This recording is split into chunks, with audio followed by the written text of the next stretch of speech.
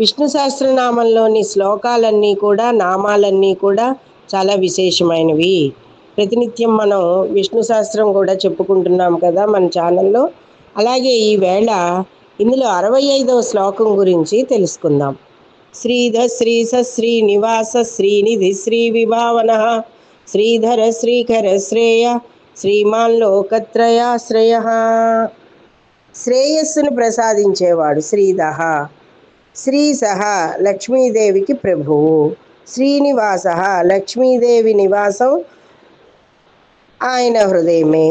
లక్ష్మి ఆయన వక్షస్థలం మీదే ఉంటుంది. శ్రీనిధి లక్ష్మీదేవినే నిధిగా కలిగినవాడు. లక్ష్మీదేవి వల్ల మనకి నిధులు వస్తాయి, కానీ లక్ష్మీదేవినే నిధిగా కలిగినవాడు. అందుకే కదా వెంకటాచల క్షేత్ర మహత్యంలో వైకుంఠం నుంచి ఆవిడ వచ్చేయగానే ఇంకా వైకుంఠం అంతా చిన్నబోతుంది. ఆయన సంపదలన్నీ కోల్పోతారు, ఆయన శక్తిని కోల్పోతారు, లక్ష్మిని వెతుక్కుంటూ ఆయన వస్తారు. సరే, శ్రీనిధి లక్ష్మీదేవినే తన నిధిగా కలిగి ఉన్నవాడు.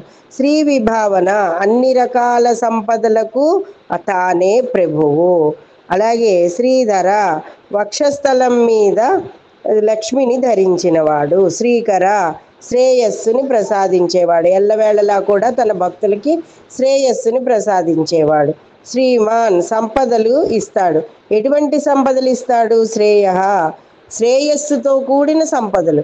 ఆ సంపదలు ఆయన పాదాలు నమ్ముకుని ఆయన నామస్మరణ చేసిన వారికి ఆ సంపదలన్నీ కూడా సద్వినియోగమయ్యేటటువంటి సంపదలని ఇస్తాడు. సంపదలు అంటే ఇక్కడ కేవలం ధనం గురించే మనం మాట్లాడుకోకూడదు. ఆరోగ్యం, ఆనందం, వంశాభివృద్ధి, గోత్రాభివృద్ధి, ఉద్యోగం, ఇంకా ఇతరత్ర అందరితోటి కూడా ఆనందంగా ఉండడం, మంచి పేరు ప్రతిష్టలు తెచ్చుకోవడం, ఇవన్నీ కూడా సంపదలే.